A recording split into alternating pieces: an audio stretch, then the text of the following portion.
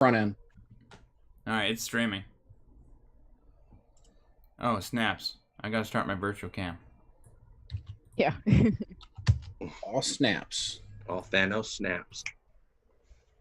Or Iron Man snaps. I am Iron Man. Can you guys see me? Or can you guys see the screen? That's the I can most see the important. screen. I can see the Cool. screen.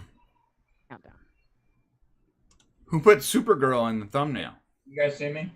I did. I gave Alec a new picture. I like her as Supergirl. Okay, it looks good on the front end. Yeah, like I should give you a Garth photo. So yeah, we got some Axonar news. We got some I'm gonna start some music. little announcement. A little Axonar fan film. There's actually going to be a fan film of Axonar. How's that? How meta is that? That's meta. JP, I'm so glad you're on this. Everyone see who saw Game of Thrones? Not I. No, What? I didn't see it. All right, Chris and Lyle just talked about it then. I did. Brian, you saw it, Brian? Who's that? I'm sorry. Is that Shane or Brian? I saw it, Brian. Brian. How come I don't see you, Brian? Because my camera is directly connected to the software, so you're not gonna see me until we start. All right. Well, I do see the countdown, so. Plus, I'm so beautiful that if I start the camera now, They can hear everything you're saying on YouTube, by the way. yes, they can hear everything. Oh, that's okay. It's a warm-up show. It's like the warm-up act. Yeah. He's Brian-tastic virtual time. Right. It's like Brian-tastic this warm-up. virtual time. I went to see when Bill Maher had his first show in New York years ago, 25 years ago. I went to see it, and there was a warm-up. There's a comedian who warms up the crowd. So that's what this is. The only difference is none of us are funny. So I just flew in from New York, and my arms are so tired. Oh God. I mean, you flew in from the AVN Awards, and your right arm is tired. Oh. Let's burn it up a little bit. There you go, you two. Yeah, we used to go to Comdex. Was it Comdex, the big computer show in Vegas? And it was always the same weekend as the AVN Awards. Yeah, that's the same as NAB, dude. National Broadcasters one. Yeah, The NAB NAB. show is always when the AVN show happens. I only know because I went to the NAB show for 3 years in a row. And you always have to it's crazy. They do that on purpose. Let me tell you something, okay? You walking through the Venetian Hotel and seeing all the very, very sad porn stars is surreal. They're all very, very sad. Because they lost?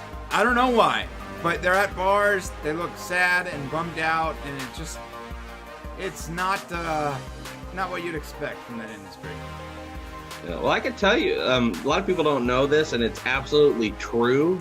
You're a porn star. No, but I was an extra in a porn once. Oh, What? Not on the sex day, on the actual storyline day. Oh, you were the fluffer. Oh, that's a story. No, but I think there was a fluffer there. Yeah. Dude, that's what we always, whenever we play Battlefield 4 or Battlefield whatever number they're on now, my guys, if it's like if you shoot a guy and you cause like 90% of the damage, and then your buddy comes in and gets the kill shot, you're like, hey, I fluffed them for you. So Yeah, we showed up to do extra work. None of us knew it was a porn movie. And but of course it was just the actual it was actually the storyline part of it that day. So it was a Dukes of Hazzard spoof. That's appropriate. Jake, Yeah, so I was in Hazard County, and I was a person that lived in Hazard County. oh, that's funny. Yeah, so I hung out with porn stars all day, but there was no porn going on. So we're just, I'm hanging out with porn stars, and we're just talking, and one guy had a guitar, and he was just, playing guitar and singing all day. people don't know this, but you can actually find JP at beardedbears.com. Them Duke brothers were deep in it that day. But they were never meaning no harm. Never meaning no harm. Unless you're into that. Oh God. Just a good All old right, boy. 10 seconds, lads and lassies. Got it. This is episode 3. Is this episode 3 or episode 3? There's numbers on these things? Here we go. We're here. We're live. What's up? Live. What? Well, how come hey, listen, I put up a green screen, Brian. At least you could give me a fancy background. No, your camera sucks, dude. The chroma key didn't work. Oh, it didn't? Oh, all right. Yeah, we gotta work on that pre-show because I saw your green screen. I tried to add a chroma key and it just made you disappear. Oh, which is probably a good thing. On some Could have looked like he was shirtless. That might have been cool. Well, welcome to Nerdcasters. I have this as number 3. Is this number 3 or number 4? It's number 7. This 1, 2, 3, 4. Right? Yeah. This is number 6. Number 6. No. Number 6. Yeah, we Number did. 6. Yeah, Axinar, Matt, Ego, Popcast, Axinar. Yep. Oh wow. Okay, we'll have to change that. So it's not, we're lying when we say it's number 3. So welcome everyone to the Nerdcasters number 6. We appreciate you coming here. We're going to start introducing today. We're going to start introducing some giveaways. I've got a house full of stuff and a studio full of stuff, so we want to share it with you people. So we're going to start doing some interesting things, especially if you share our notices on Facebook and stuff like that. But for now, today we're going to be giving out these goodies. Look at this, Orville patches. Are those condoms? What? Yeah. They're Orville patch-shaped condoms. Yes. And Wait, individually wrapped for your satisfaction. So we that, and we got some shield stuff and some. Anyway, I want to flavored. welcome everyone to the Nerdcast. As usual, I've got in the Hollywood squares of nerddom here. On your upper left is Shane from the podcast. Shane, how you doing? What's Here's up? Ventura, and then down below him is his younger and much better looking brother Brian. True. Brian from podcast, who is also our technical guru. I'm better looking, but I mean, it's really not as amazing. smart. So Got like 5 feeds here, so thank you. And then down on your lower right is JP from Egotastic Fun Time. JP. Hey everybody, hey gang. JP is the man. We love JP. And then in your upper right is the ever beautiful Crysstal Hubbard from Heart of Crysstal. aka Supergirl. Crysstal is an actress, a cosplayer, a film producer, and she's going to be one of our producers on And a that. professional lion tamer. Yeah, yeah. But she I know that retired. song. I sang that song on stage. She retired from that 25 years ago. So anyway, well, listen, the tables are full today of stuff that we need to talk about. And let's right off the bat just talk about in what just over a week, Avengers passed $2 billion, blew Titanic out of the water. And I just saw it a second time. I mean, As that's did just kind of that's just kind of amazing. I mean, $2 billion. Let's just check out. Who could have called that 3 weeks ago? Everybody. Marvel called it 12 years ago. Yeah, they're like, oh, we're gonna make $3 billion on this. Take that, Titanic. Yeah. So their domestic box office is at 621 million worldwide, over 2 billion. So that is, I mean, they're going to blow. There's no way they're not going to blow Avatar out of the water. Thank you. They're going to bypass that. I mean, we could be looking at a $4 billion movie. If they've done $2 billion in 2 weeks, it could easily hit $4 billion. I mean, it's certainly going to hit 3 and be the highest grossing movie of all time. You know what's weird, Alec? Is that it's gonna Spider-Man's actually gonna step on this movie. What? Spider-Man? Why? Spider-Man coming out. Spider-Man's coming out soon, man. Yeah, just a couple months, right? International one. Yeah. Yeah. Interesting. Yeah. Okay. Well, it didn't hurt Captain Marvel, right? I mean, Captain Marvel had on Avengers opening weekend. Captain Marvel was number 2 at the box office. I heard. So yeah, when I went the other day to see Endgame for the second time, and it's been out for over a week at this point. Mm-hmm. I was walking through the theater, and we have a big theater. It's got like 20 something theaters in it, right?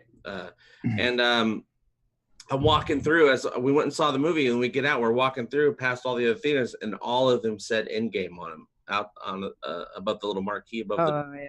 I was like, oh my God, every movie is Endgame, and they're packed still over a week later. Right.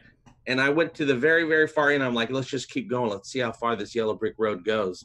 And we finally got down, and it had, the other movies. I guess all other movies are just some little movie now. All the other movies are playing in one theater. Yeah, they rotate them through. Yeah.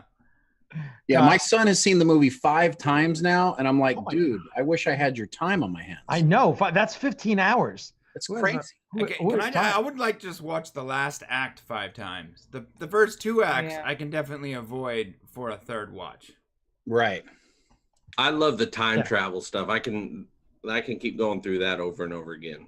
Speaking of time travel, guys. Oh, spoilers! Anybody watching the show, if you don't want to hear this, turn your ears off quickly. So the spoilers, real quick. The Russo brothers just came out, JP, and basically did this interview explaining like what the ending actually was, because there was some confusion. Mm-hmm. And they're saying it's a splintered timeline. Totally. Yeah. I'm not on board with it at all. I cannot wait to talk about this when it's safe. Yeah. It's safe now. It's safe now. It's over a week.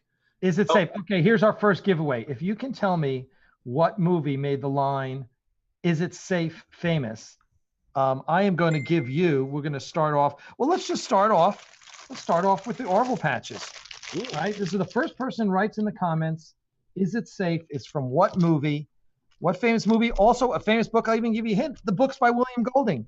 What was the name of the movie? Write something, Shane. I can't text. Write something. Beautiful. Orville patches. Write something, Shane. No, George, it's not Marathon Man. J-Fum, an Axanar regular. He nails it. Marathon Man. That is when Laurence Olivier he's torturing Dustin Hoffman, and he's like, "Is it safe?" And Dustin Hoffman's like, "What the fuck are you talking about? Is it safe?" And he's like gnawing at his teeth and drilling his teeth, and Dustin Hoffman's like, "Yeah, it's safe, whatever the fuck you want." So anyway, by the way, I read that book like 15 times. It is an amazing book. If you've never seen the movie is excellent. Roy Scheider playing Skilla, but the book is absolutely, read it. You'll read it in a night. It's so damn good. Anyway, okay, let's get back to, Avengers, $2 billion. Let's jump right into Game of Thrones last night. And we have to start off. I sent you a link, Brian. I don't know if you can pull up the a link, but everyone go out and search this Game of Thrones Starbucks. Search Game of Thrones Starbucks on Google, and what you're going to pop up is an image. You're going to find an image of the scene where they were all celebrating the victory over the Night Lord, and in it you've got Jon Snow talking to the guys, and Daenerys is looking over his shoulder. And what do you see on the table right in front of Daenerys? A Starbucks coffee cup. Yes. Crysstal pointed out it was probably a teacup, because she's It's herbal tea. HBO just threw Amelia Clark under the bus. Nope. I can tell you guys what it actually was. Okay? I did some research for an upcoming video I'm doing. Let me tell you. There's a picture of Sansa, the actress that plays Sansa. Sophie Turner. Sophie Turner, thank you. Holding the same Starbucks cup in a separate shot. She placed that there.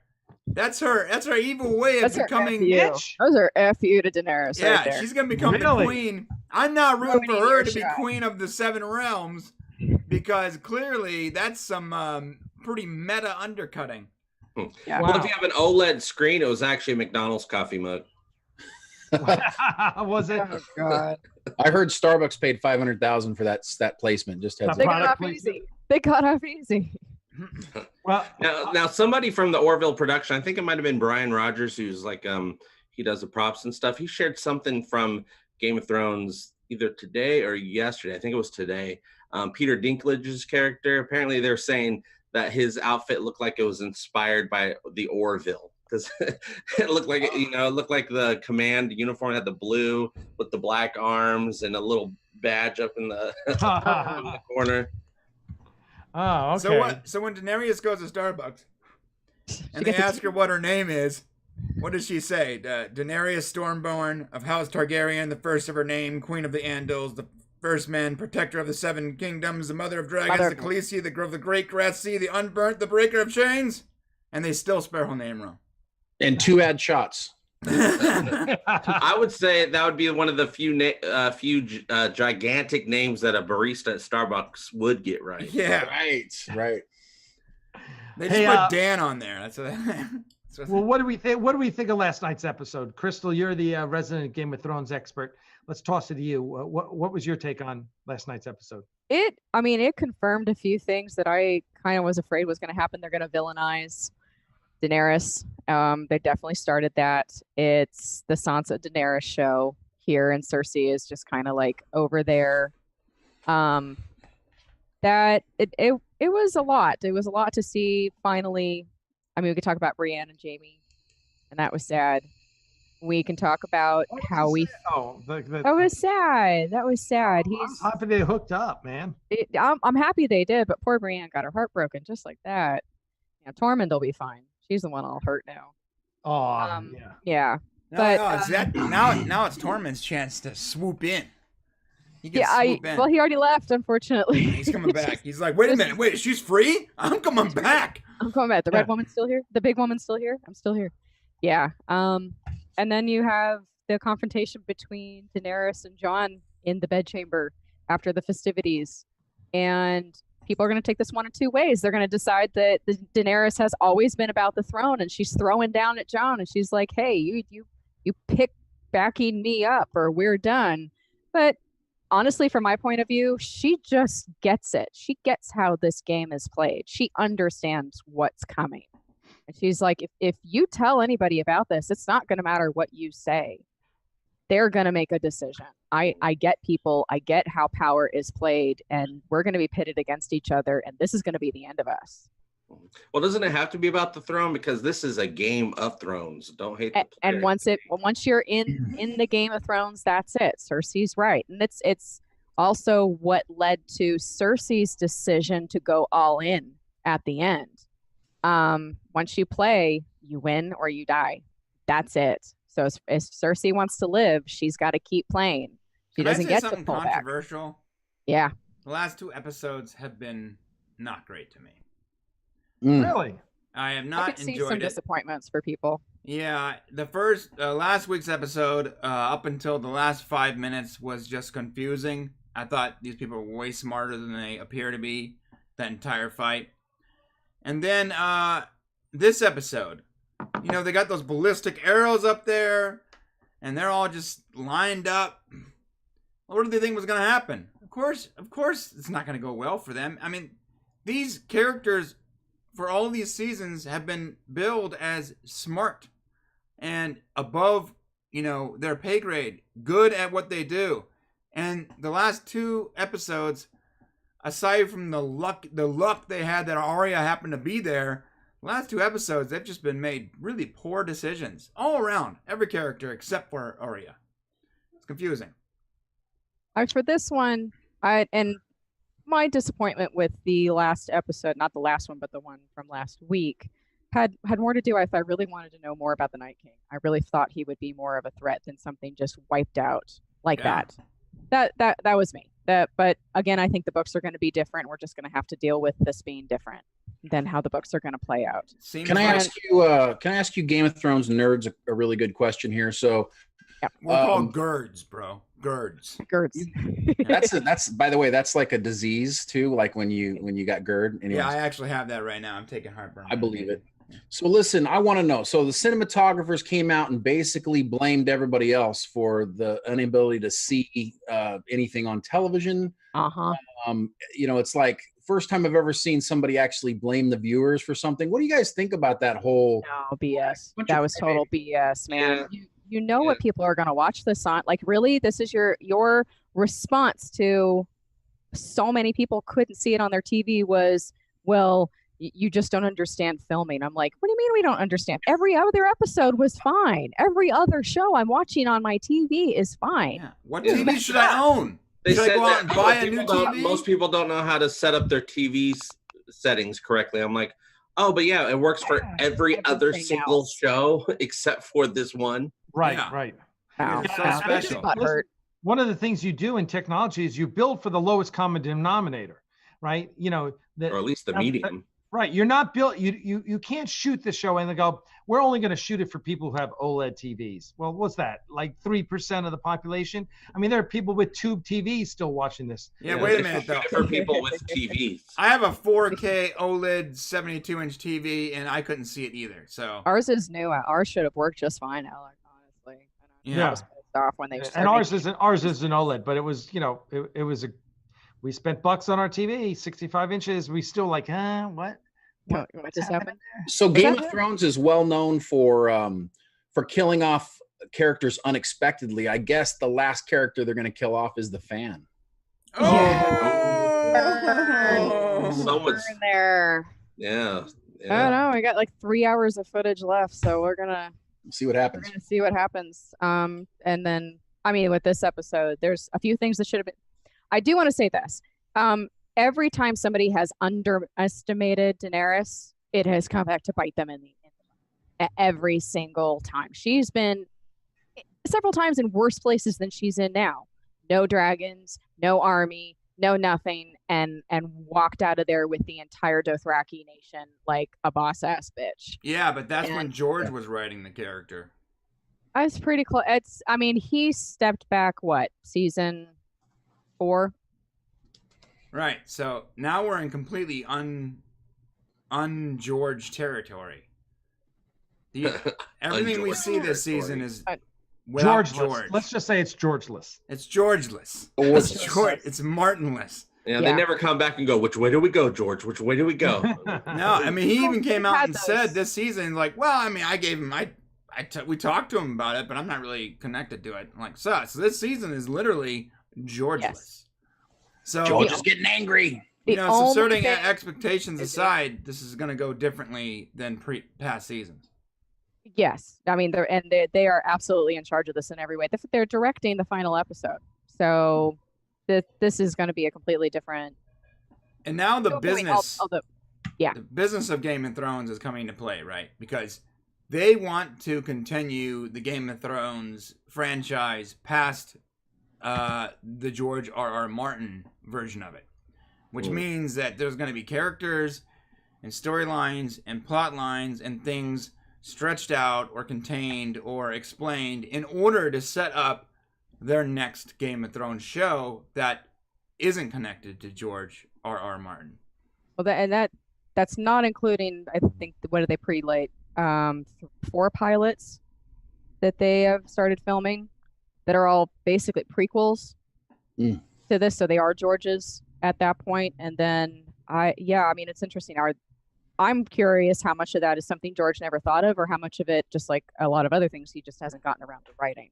So is it me, or is it just me, or does anybody else want to see like an entourage version of Game of Thrones with Tyrion and maybe Bronn, a couple other people hanging out in Dorne, just doing their thing? The theme music, maybe have like a harp or something, just hanging out, drinking, going to what are they called? The whorehouses and I'd back up Peter to Ruffles. Yeah, 100%. Yeah, game of entourage. That's what I want to see. Hey, let me ask you guys the big question: will Daenerys become the Mad Queen? I think she'll get close and then back off. I think we'll see some more bad decisions. Nothing's ever good when she gets really pissed off, and she's never been this pissed off. Yeah, I think Daenerys and Jon are going to get married and rule the Iron Throne together. God, that's the way I would think it would play out. If it sounds like a happy ending, which I don't think will go. They're not going to. Yeah, I don't think George is all about the happy endings. It's Georgeless, bro. And if Daenerys finds out she's pregnant, what will that do? Yeah. What will that do to her? I just want to talk about who's going to kill who. I mean, my money is on Jaime killing Cersei. That's where my money is. Or Arya. I would be pissed off if she got robbed of the chance to kill at least one more person. She already got her kill. She got she got her kill. That conversation was weird though, right? Between Jaime and the big woman. That was an odd conversation. Right? I didn't know. Like, was she saying? Was he saying I'm leaving because I'm in love with Cersei, or I'm gonna go kill Cersei? Is he going to go fight Cersei, or fight with Cersei? He was trying to make it better for her that he was leaving. He was trying to make it so she would stop trying to make him stay. I was confused. I think she was confused. Now he's too. going to kill Cersei. He's going to end this the way it needs to end. But he didn't. I mean, he didn't want her to keep. She had almost talked him into staying. She had almost talked him into doing it, begging him like that. He had to say something that would make her stop, and that was to say something mean to her. Like the way you get a dog to go back in the woods, like in Harry. Excuse me, like in Harry and the Hendersons. I don't like you. Get out of here, Harry. Go, move on. Throw rocks at him while he was throwing rocks at him. That's racist. Harry from Harry and the Hendersons was not a dog. Or George C. Scott in Day of the Dolphin, if you're really old and remember that movie. He was as big as a Sasquatch. I just remember his really sad face wandering around when John Lithgow was throwing rocks at him. You all look like Sasquatches to me, you bearded. But part of it is we have to keep remembering everyone who's in play. You know, you still have the Golden Company, and something happened where the Golden Company is kind of independent in spite of being sellswords. So you've got everyone around Cersei. You've got Clegane coming back and Arya coming back to King's Landing. Jon still needs to land and find out everything that just happened to Cersei. You have to think about everybody who's in play and everybody they've made sure to keep in play. And how are they going to play out? So part of it is just keeping the cast straight. Someone just posted. They think what is Grey Worm going to get a shot at the mountain? I know, you know. I mean, and everyone could team up though. Everyone could help. There's nothing wrong with both Arya and Cersei and Jaime doing something to Cersei. There's nothing wrong with thinking that it would take more than one person to bring down that, or Arya being there to back up the Hound when he goes after the mountain. Yeah, that's all I care about. I just want to see the Hound versus the mountain. That's it. Yeah, maybe Arya will soften, the mountain up for the Hound. That I don't know, man. I don't know. He was mountain. The one certainty. Yeah. So okay. So what are we expecting in the next Game of Thrones? I mean, they've set it up. I mean, it's really in siege. I mean, we got one dragon left now. Yeah. But it's the biggest one, unless Rhaegal laid eggs. Yes. I feel like we need more dragons. Well, we definitely need more dragons. You can never have enough dragons. It's like more cowbell, more dragon. But also, I think Daenerys needs to start learning a little strategy when she's flying her dragons around. Let's not fly right at the ships. Maybe sneak up on them at night. Something like that. I mean, that might be good. Well, I remember how frustrated everybody was seasons ago, years and years ago. They kept talking about dragons. The dragons never show up. People are getting frustrated. Yeah. Well, we're down. So we're down to one. And I don't know. So we lost another character. Yeah. By the way, we didn't say this about Game of Thrones, but there should have been a spoiler alert at the beginning where Game of Thrones. I just realized you said something. Do you think that one of the dragons laid eggs? And if so, how long ago? There are legends about dragons at Winterfell. It's one of the other places that has obsidian dragon glass, and it's one of the other places with a hot spring, a volcano underneath of it. So there are legends about dragons being at Winterfell, and there are legends about a dragon laying eggs at Winterfell. Oh, so they can introduce more dragons before the show ends? They could absolutely show that even if we lose Drogon, or Drogon goes away, or Drogon seems to be the only one left, George R.R. Martin has made it clear that the dragons can switch their sex. Rhaegal was always smarter, and that would be kind of a good way to end the series, to know that there were more eggs that were laid and a couple of Targaryens still in the world, depending on who survives at the end. So the last shot is the camera panning over, the smoke coming out of the ground, and you see just like 4 eggs sitting there. Yeah, something like that. Because if you look in the title credits, there is one. We see things in the rims and the rings around the sun, and we see things in the crowns. So you see the Red Wedding. You've seen the current history is being recorded. There's one shot at the end, 4 dragons in the sky and a comet. And there are legends about the moon cracking open and the eggs, the dragons coming out, and all these other things that we've heard talked about on the show. So, but that is something that is not direct yet. That is something that is shown as the last shot of the opening credits. 4 dragons and a comet. Yeah, a lot of people don't know this, but the actual moon is actually just a giant dragon egg. That's the legend. We're waiting for it to crack and the world to end. Yeah. Yeah. I thought it was made this movie. Tomato cheese. That's a Doctor Tomato Who cheese. thing, I think. I saw it on Doctor Who once. That there's big egg. It was a big egg. Big egg. Yeah. I was like, wow, this show has really jumped the shark. Jump the egg. I mean, like Yeah. when the Doctor Who showed the moon cracking open, like a flying animal coming out, I was like, wait a minute. I thought this was sci-fi. What just happened? All right, who's the next to die in Game of Thrones? Arya. Let's get our little death pool. Arya. Yeah. Oh, Arya can't die. So Yeah. I think Cersei has to die this next episode, Wait, and isn't then there 3 more episodes either left? Isn't there 3 episodes left? 2. Oh, it's 2. Oh. one more battle, and that's the next one. She And could then die episode 6. this one or the last one. Yep. I think Cersei definitely dies this season. There's no more Cersei for sure. Yeah, I think Tyrion lives. No matter what, they're gonna keep Tyrion alive. Yeah. He got HBO armor, so they won't ever kill him off. What about Varys? Does Varys live or die? Now everybody else is up for grabs, dude. yeah. Everybody, Grey Worm. The Hound may not survive the battle. We know the Mountain is going to die. The question: will Drogon survive, or will he also be shot down near the end? How far will Dany get? But we have been warned that there are some big surprises coming during this battle. So, and it's another one also. Big surprises. Big surprises, like you're, yeah. I mean, there has to be, because the final episode is set up to be like a wrap up of everything. Yeah, you're right. It is. So, yeah, but that's I mean, every time we predict something, we're I do A or B, and sometimes it's F. So I don't know. How cool was it that Gendry got his own kingdom? Yeah, he didn't get the girl, but he got the castle. I mean, like, what? Where's the kingdom now? And the whole thing, I'm like, we're gonna make you a knight, we're gonna make you a lord, but like a lord of what? Like, is there Storm's still? End. Yeah, where? It's a big castle. It's a big keep. It was the one the Baratheon family held. And like, there's still people living there, or what's? Yeah, there's yeah, kind of like with Winterfell has all of the people surrounding it and its own army, so to speak. But like the Vale has its own army, has its own, and so does Storm's End. It's still the Baratheon stronghold. Who's in charge of the Reach? That's yeah. I mean, anything in the Neck or the Reach or the Riverlands is kind of lesser known. So you have different families that have been mentioned that live there, but they don't operate like the other holdings, like Highgarden or anything. Operates. Didn't Tyrion offer Bran the Reach? Highgarden. Oh, Highgarden. I see.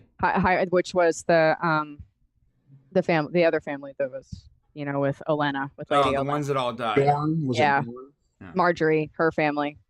That was their castle, and it belonged to the kingdom, and Now they offered it to Bran. Right.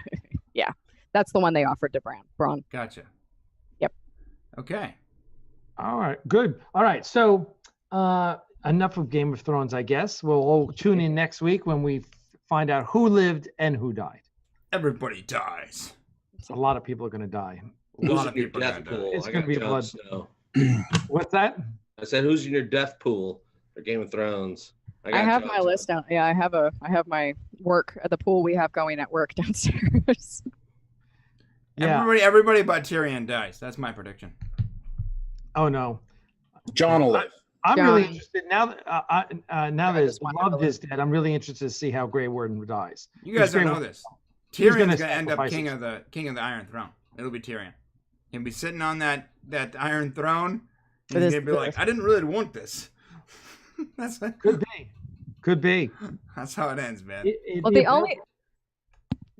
only thing I'm trying to remember is that they keep saying all roads lead to Rome, and they hinted that Varys still has one more betrayal, or he's foreshadowed to still do one more thing. And in the books, he's backing an entirely different Targaryen for the throne. Varys is backing somebody else entirely for the throne, and has been for a long time.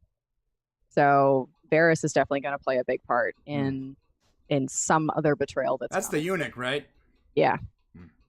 Yeah, he's backing in the books. He's backing another Aegon Targaryen, who's supposed to be the baby that supposedly wasn't killed.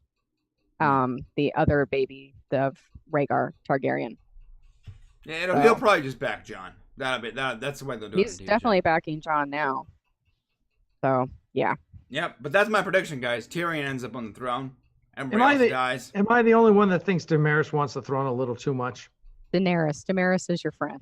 Daenerys, what did I say? Daenerys. No, I just slurred. Well, she is Khaleesi of the Grass Ocean. I mean, it just hits me like she wants it a little too much. It's like, yeah, she's been great, but now it's like, ooh, kind of power hungry here. But well, we'll see. In the words of Tyrion, isn't every monarch and a narcissist just a bit? Yeah. All right. Well, let's move on from Game of Thrones. Let's talk by now everyone's seen the last episode of Star Trek Discovery. There was some news that came across the wire too that they've got a new global franchise development unit for Star Trek, led by one of the lawyers in New York, who's now in California, I guess, Veronica, who I know from the lawsuit. And so it's a lot of turmoil about what's happening from the lawsuit.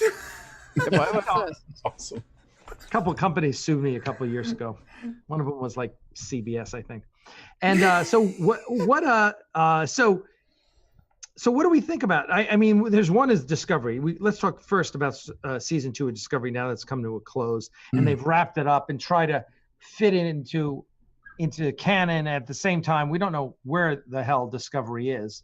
What were your thoughts? You guys all saw Star Trek Discovery. I mean, I find it interesting. There's that whole little cabal of haters on YouTube that just love attacking Discovery, and I just think it's a little over the top. Because season 2 is, I think you cannot deny that season 2 is better than season 1. Yeah. You certainly can argue that season 1 was a disaster and just a total clusterfuck. But season 2 was eminently watchable. Put aside your biases about it being Star Trek. Watchable. It was eminently watchable. Yeah, well, I would say it's watchable. To me, it's, and I don't hate Discovery because it's a piece of entertainment. You know, we don't hate for other things, right? I don't hate Discovery. I stopped reviewing Discovery the last few episodes. For multiple reasons. You know, I was running out of time. I was spending time on the Orville, and that takes a lot of time for those reviews. But also, I got tired of talking about something that I wasn't in love with. And I am in love with Star Trek. I am not in love with Discovery. I know they work hard on it. They're doing this stuff, you know, they're working hard on this show, but you know, the season 2 is way better. I love Captain Pike. Anson Mount as Captain Pike was great. Awesome. And I think he was great, not only because he was awesome, but also he kind of felt a little bit like Star Trek to me. I'm like, oh, finally, there's something in the show that kind of feels like Star Trek. Yeah. They didn't fix it for me when it comes to how they put it into the canon. You know, they kind of shoved it in there. They shoved a square into a circle peg, right? Okay. Or a peg into the circle hole. They jammed it. They jammed it in there. They jammed it, and it still didn't fit. Didn't fit. They kept hitting it, then the wood split. Yeah, but I will say I am excited for season 3. And we just lost JP. Your camera just dropped, JP. Can you hear me though? We can hear you. We can hear you. Oh my God, I'm gone too. Whoa! Everybody's gone. And now Crysstal's in the center. Somebody else talk, and I'll see if I can figure it out. I have no idea why it dropped. No, JP's right though. I'll tell you guys. Season 1 was a complete and utter cluster, and season 2 was a retcon of season 1. Their whole goal for Discovery was they basically took this ship and they drove it onto a shoal. And they spent the entire season 2 trying to get it off the shoal. And right by the end, they just shoved that thing off. And now going into season 3, we're free and clear. And the problem isn't that Star Stuff, not Star Trek. I called it Star Stuff. Star Stuff. It's the problem was it wasn't really made. It was actually a really good looking show. It just was messing around with stuff it didn't have any business messing with. And, you know. So I'm glad that they're 950 years in the future now. Yeah, Right. it's going to be well, and that's it. It's going to be so now they've taken it. Have they taken it out of our timeline? You still have all the issues that the first two seasons don't look anything like Star Trek should look in that timeline. It just doesn't. And it's a total reboot. Which again, just say it's a reboot. We'll be okay with that. If they just said alternate timeline, we're all cool. Let's go back to work. But they kept shoving it and down our throat, and so yeah, so it's going to be interesting. And I think right now, season 2 of Discovery ends on the Enterprise, and my attitude is like, rename the show Star Trek Enterprise, Volume 2, and let's go with Captain Pike and Rebecca Romijn, and that's the crew that I want to see, not Discovery 950 years in the future. No, just keep going. And I don't believe of all the bull crap about licensing and all this stuff. I mean, they're all owned by the same company. CBS, Paramount, they have the same parent company. All this bull crap about licensing and all that stuff, I know that's something they talk about. It's just, if anybody actually cared about Star Trek as a franchise, then none of that would even be an issue. So the show doesn't have to look different. I think they want it to look different.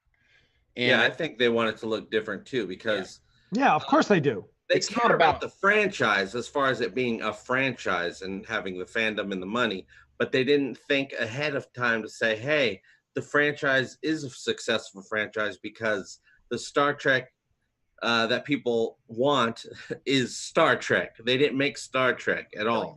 You know, it's got some sound bites in it that sound like Star Trek.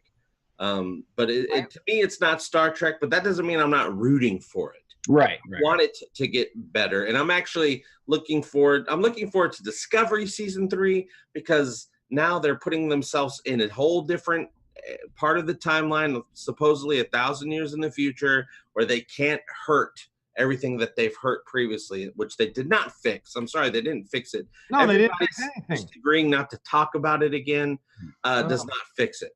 Oh, guys, we have something coming out tomorrow that Brian and I are coming out that you guys are going to want to see. Did we lose volume 2? No, we didn't lose volume. Okay. So listen, tomorrow we got something coming out you guys are going to want to see. It's a complete theory on where Discovery went and how they're going to still be able to impact canon. So you guys want to see that. Okay. All right. I'm game. That's cool. Yeah, listen, I enjoyed the final few episodes. I really enjoyed them. I really did. I think I'm able to, I can put aside my animosity, although I got to say, I'm curious how each of you feel. I thought the bridge of the Enterprise looked like hell. I just thought it was her. I enjoyed it. Red didn't work. Yeah. The red did not work on that bridge, and there was just too much. Wasn't it supposed to be? It kind of looked red to me as well, but I didn't. Philippa say orange. Yeah, maybe it's right. Like a burnt orange type of thing. Whatever. It just red to me. I liked it. The red was a little weird, but I did like it. I thought it felt like an okay reimagining of the Enterprise to me that I can be okay with. For me, even the look, of course, Discovery, that ship and everything we've seen, except for maybe this new Enterprise, except for they're kind of in battle mode, so it kind of made sense.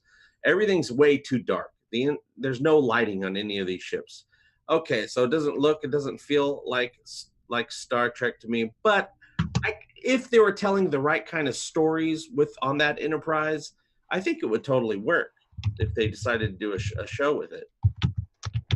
I agree. But they got to tell the right stories. Always. Yeah. That's always, yeah. Yeah, listen, and I think they're trying to be Star Trek, but at the same time they're doing stuff like time crystals. Mm-hmm. Just like, oh God, it's just like really, it's just the need to throw crap like that in there. Just it just really, Well, even with time crystals. Well, I'm sorry. Go ahead. Go ahead. You go. You're. Go ahead. Saying, even with time crystals, there's a place for time crystals in Star Trek if you have it in the right type of episode with the right type of mood. For instance, in season 1, they had that time loop episode with Mud.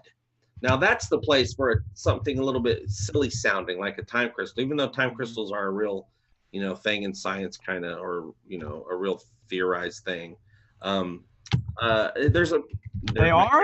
camera's out again. Yeah, they're a thing, but they don't have a place unless you have the right story. When Leland in season 2, in one of the later episodes is saying, oh, your parents worked for me and they built the Red Angel suit, but we needed a time crystal. I was like, oh, that sounds ridiculous.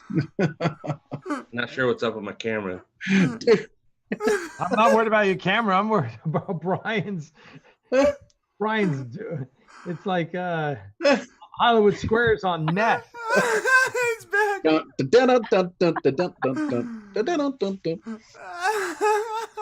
I don't know, JP. There he is. Carl Nelson Riley, I think. Oh my God. She's on top of Crysstal. How would that even happen? Oh my god. Whoa, Crysstal, get off my back. Fit in my lap perfectly. Hey. Oh, that's gonna hurt. It's fixed. Every time JP camera drops, it rearranges the whole screen. Oh, is that it? Stop Yeah. dropping, JP. You're I screwing know.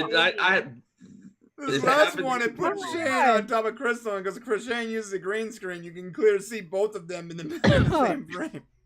Oh God. So, hey, my issue with that last episode too is that battle scene was a clusterfuck. That was just like It was too much. It became mind numbing. I mean, it's cool Right. visually. It's cool, kind of when Michael Burnham, she's wearing the time suit as we knew she would many Right. episodes ago. Even when they tried to trick us and say it's her mother, I'm like, she's still getting in that suit. Show, you can't convince me otherwise. But when she gets in it and she runs out of the shuttle bay and jumps out, they did this great thing. They had the camera behind her, and it's like she's flowing with all the ships and stuff, and it's almost like they're underwater kind of, and it's moving and everything's moving together. I thought that was amazingly cool. But that amongst an entire episode of battles where the drones are just beep, beep, beep, beep, nonstop on the Enterprise and Discovery, and everyone's not dead. They just keep going on, being shot nonstop. I was like, this is too much. It's mind-numbing. But I did like that psychedelic stuff at the end when she was going through the wormholes or whatever. I thought that was pretty. Yeah, that was actually very good. Yeah, the going through the wormhole and stuff, I actually had a momentary thought where I was like, well, that's pretty good. Yeah, like, they put a little artistry into it. That was good. But the whole Battlestar Galactica thing, that was just retarded. That's just It was not just how the awful. show is. So Yeah. How many shuttlecraft do you have on your ship anyway? ridiculous. Right? And work bees, and it's just like, where do all these ships come Where from? they fitting? Yeah. They fitting in Yeah, there. they had all these pods came out. I'm like, wait a minute, is that our side or is that their side? I can't even. What are these Can't even things? We're not. Why do they have so many of them? Oh, there's R2 units that fix the hull. Cool. that one, I was like, whoa, really? Yeah, that really took me out of it. That I'm was like, just like, oh, that is not Star Trek any way, shape, yeah. or I'm like, form. why not have one of the R2 units come down to wherever that torpedo lodged itself into the hull and have the droid pull the handle? Yeah, I mean, right. how many times watching a TV show or a movie and you're like, wow, some creator had a bug up their butt and wanted this in the show or in the movie and just said, fit it in there. I don't care how. Mm-hmm. Fred, giant spider. Okay, whatever. Mm-hmm. That's how so many moments start to feel like. Yeah, that Wild Wild West. What's that movie with Will Smith? Wild Wild West. Mhm. Yep. That entire movie is some producer that wanted to do cool stuff with spiders. I hate to say robots. it, but it was John Peters, no relation. Yeah, the guy who kept trying to mess up the Superman that Kevin Smith was working on, and Yeah. Nicolas Kevin Cage Smith, was working on. you have to watch Kevin Smith's college tour show where he talks about it. It's really epic because And he talks about that specifically. oh Yes. yeah, the was spider in working on Act that 3. I Superman want a giant spider in Act 3. Oh wow. Yeah, exactly. So Yeah. Kevin wrote it in, but he's like, writing a movie for these people is basically, I don't care how it fits in. I don't care. I just want it in there. And I'm like, how many times are we watching a movie and it just feels like some chef threw some ingredient in the pot and said, make it work. Yeah. Yeah. Oh, that's off Game of Thrones feels right now for me. And listen, the other thing is Michael Burnham is just I mean, I don't think any captain in Starfleet in 7 seasons has weeped as much as that chick has. Well, she's not a captain. She Yeah. just controls the ship and what everybody does. Right, But exactly. she's not the captain. Any main Right. character. She's Yeah, they have her do. crying. Yeah, they have her do that stuff way too much. She said goodbye to so many people that never left in episodes. I like Michael. I like the actress that plays her. I just don't like the story, her backstory. I don't like her backstory, and I don't like the way they utilize her. But otherwise, if they just did stuff differently with her, which I think hopefully they will next season, let Saru be the captain. Dang it! Oh yeah, Saru's great. Yeah, so because he's supposed to be the captain. If you're acting captain and there's no other captain, you're the captain. And star stuff. Yeah, so but not with star stuff. Star No. stuff. So we'll see how they do. I'm rooting for them to be better. I don't think they're ever going to be Star Trek to me, and that is an issue for me. But I am rooting for them to keep improving. So now when I'm watching the show, some things will happen in it where I'm like, oh, that's kind of cool, and then other stuff happens that says I don't like that. That doesn't make sense. Things like that. I don't like the story writing. I don't like the stories for the most part, except for every once in a while. But it should be the other way around. If I'm going to like a show, I like to at least like 80% of the show, not vice versa. Yeah, it makes sense. Yeah. Brian, you should pop me down again so I can do the represent the Lollipop Guild. Lollipop Guild. I'm trying to fix it. And Lollipop Guild. Yeah. All right. I have finally fixed the frames while you guys were chatting. And then my camera will drop out and mess it all up. Damn it! Here we go again. You guys. Don't do that. Don't do that. Yeah, I think it's my link. It's brand new, and I had some other issues with it earlier today when I was Cam setting Link it. does that if you have the baud rate too high. I agree with Cole and Terry. Let's talk about Orville. Yay. Let's Yay. move on to Orville. Orville season 2 finale. Okay, JP, take it away. Oh, well, The Road Not Taken was a game changer in the respect that this was a different show. It was. They did a different format for the show, which is great. And one thing that I've always appreciated about the Orville, it's very, taking the Gene Roddenberry route for the utopian future. But every once in a while, they're throwing an episode. I'm like, oh, that's a whole different format. Like Into the Fold. I'm like, oh, that's really great. Majority Rule. Oh, that's crazy. That was like Reddit. Happy the TV Refrain. show. Now we were in Star Wars mode. Yeah, that was very Star Wars. Yeah. Yeah, they were paying homage to all the other types of sci-fi that usually wouldn't fit very well in Orville's usual format. It literally started on an ice planet, Hoth. Mm-hmm. And it took us to Endor. It did. The Rebel base. Yeah. And we had a battle in an asteroid field. Yeah, we did. And the Kalon are just little tiny mini Death Stars. Yeah. Interesting. Yeah, no, it was totally Star Wars-esque, man. Well, and one of the Egopanians, or the Egotastic Army, was saying that when the Kalon came down onto that snow planet at the beginning, because we weren't sure if the spheres were just one big Kalon unit or if they actually had, they were manned by small, regular units. They come down, they land, it opens up, and 3 of them walk out. Apparently, that was just like in the Battlestar Galactica movie. One of the Raiders or one of the ships came down, the Cylon ships came down, and 3 of them came out. Apparently, it was like a little tribute to that. I never watched the Battlestar Galactica movie. I remember seeing it, though. Which movie are you talking about? It was like a Cylon movie, right? The original movie? The original? Yeah, back in the 70s. Yeah. Well, the movie was basically a recut of the episodes. There was no unique movie. So it was the first one. They made a movie and released it theatrically first overseas and then in the United States. There was also a Cylon movie back in like the late 2000s that was based on a TV show. It was all about like Earth and how the Cylon started and all that. It was I watched it. What? The Plan. That was the Battlestar Galactica, the new Battlestar Galactica. They made a movie afterwards. And then they made 2 movies. They made Razor and The Plan.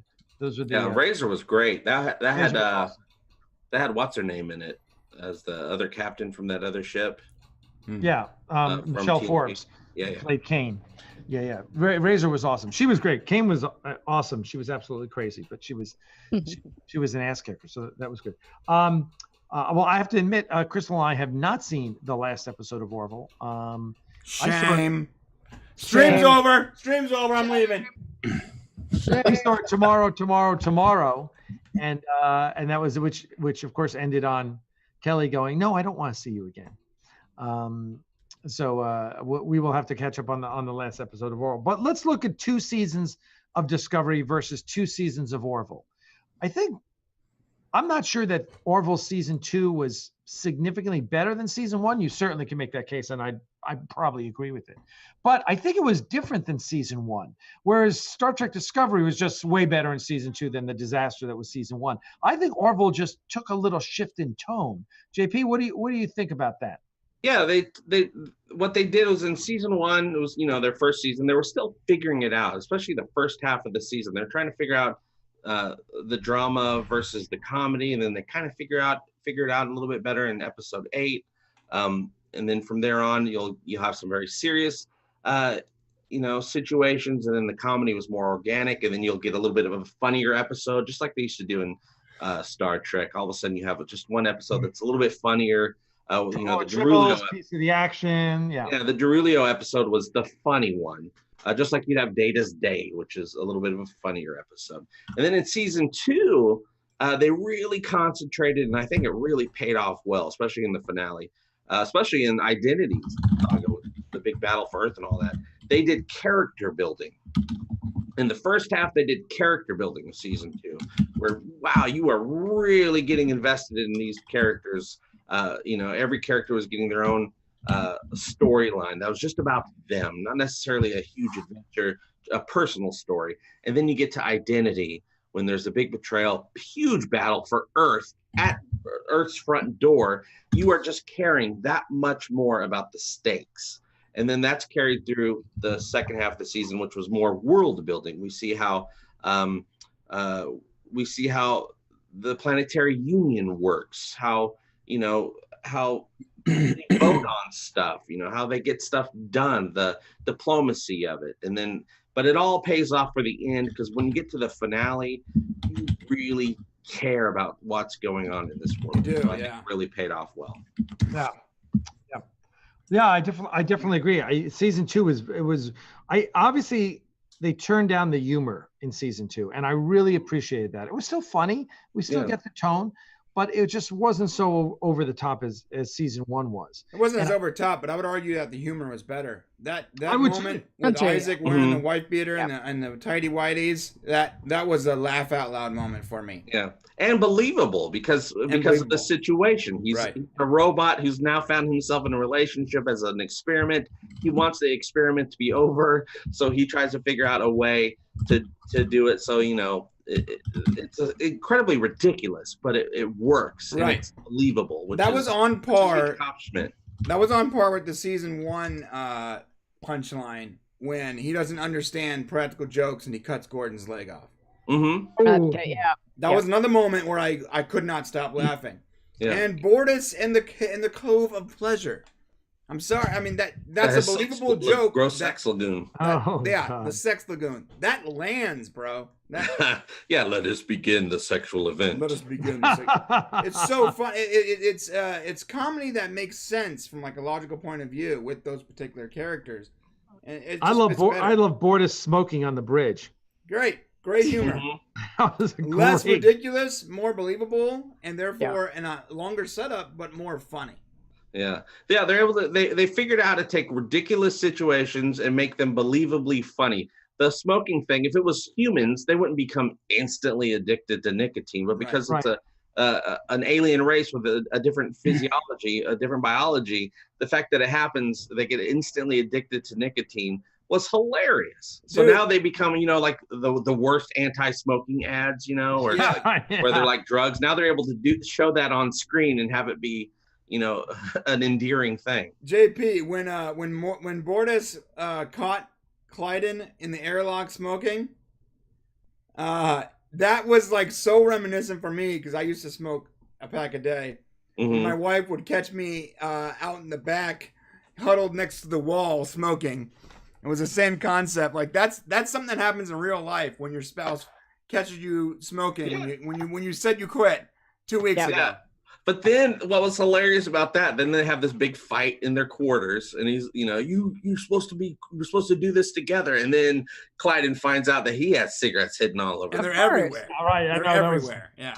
That was awesome. Okay. Well, listen, we're trying to keep this to an hour every week just for for consistency's sake. So we're going to wrap it up on that.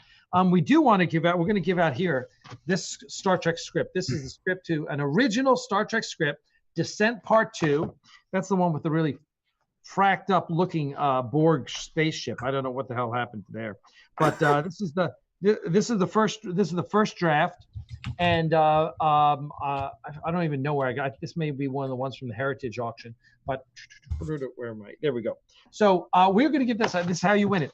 Leave a comment in the comment section under on this video. Make sure you click the thumbs up and subscribe to our channel. We've got 3 other channels here we have to talk about. One is the Popcast with Shane and Brian. So definitely go to the Popcast. Make sure you're subscribed there. Egotastic Fun Time with JP. That is, and these guys are regular YouTubers. I mean, these guys are on all the time. JP does this full time. He does nothing else. Yeah, matter of fact, he hasn't gotten out of that chair in like 3 weeks. Yeah. I haven't seen my kids in 2 months. Oh yeah, they're over at our place in the hanging out in the basement. I haven't even made any kids in 2 months. So That's a long time. Except for in the shower this morning. I heard you earlier, JP. That's abandonment. That's abandonment right there. Oh. Yeah, they all got erased from the timeline. Sorry. Everyone support Crysstal Hubbard. She's starting her channel, Heart of Crysstal, as well. And we will start putting all of this down in the description so you get the information every week. And for next week, we want you all to start sharing. Nerdcasters. So we start drawing. We had some great audiences early on, and we're trying to find that formula again to get up to that 2,000-3,000 person live viewership that we were getting earlier. So we're going to start giving out more and more goodies. But so leave a comment down below. Make sure you give the thumbs up. Make sure you subscribe to all 4 channels here. And that's it. Final thoughts. Shane, the podcast, go. Yeah, listen, this is what you guys got to do. If you like Nerdcasters and you want it to keep going, you got to get out there and let people know. So, if you want to see that sexy Alec face every single Monday, let some people know. If we can get this thing growing pretty fast, I think we'll hit that next level so we can get a lot of viewers and we can give away a lot more stuff. So thanks for watching. Yeah, and check out beardedbears.com for JP's special videos. It's .org, but .org. Gotcha. Couldn't get the .com. You get the .com? Yeah. It's .co. .co. JP, what do you got for us? The final thoughts? Final thoughts. Just keep watching Nerdcasters every Monday at 6 p.m. Eastern, and you can hear us talk about crazy awesome nerd stuff, the world of nerddom, which is what we all love to talk about. And we'll have egotastic fun times with the Nerdcasters. Give me all your money. You can start. Oh, I don't know that song. Crysstal, final thoughts? Final thoughts. Yep. Keep it going, guys. And I know for my sake, I'm always open to suggestions. If there's something else that we're not talking enough about or you would like to hear our opinions on, if you'd like another segment, just let us know. We're going to do our absolute best to get it in there, unless it's a ridiculous suggestion, in which case, F off. Axanar is not ridiculous. We should talk more Axanar. That's what we should talk about more. Axanar. Axanar. Oh, yeah. Listen, next week, we're going to have some big news about Axanar. It's going to be about when we're launching production. When our first I know you guys have been working on those sets and getting everything all, dotting your I's, crossing your T's. And that's when I get to come out to the set, right? Yeah. Hopefully next week we're going to have the announcement of the first shoot. We've actually got 4 shoots coming here. We've got one here in Atlanta. We got one in LA for the LA actors and our makeup team. We've got another one down on some other sets, and then we've got a location shoot in LA for Starfleet headquarters. Of which Shay and I are going to be extras. Alex doesn't know yet. No. Absolutely, you are. Yes, we've got. Yep, exactly. You will be part of the the bearded wonders from Antari. We're playing Tellarites. Cupcake. Yeah. You'll be in the far background. Yeah. I'm going to play it. Don't worry, guys. It's right behind me. We're all CGI characters. I expect all the Nerdcasters at the LA location shoot. You guys, because that's going to be a lot of fun. Easy. So you guys are definitely going to have to. You guys are right there. Orange County, Ventura, you're hop, skip it, a jump away. We'll fly JP in. So, well, maybe we won't. Maybe you'll fly into it. I'll start flapping my arms really fast. Start driving. Yeah. Start walking. Start hitchhiking. Okay, everyone. Thank you so much. This is the end of Nerdcasters number 6. And as always, we want to say, live long and prosper. And don't Jaloja. get any girls pregnant. Jaloja. Jaloja. All right. I'm trying to stop it. It's not working. Oh no! Do we have to keep talking? Never still going. stop stopping. Wait. Now the post-credit scene. Quick, Alec. Talk about something boring. Quick. Oh, okay.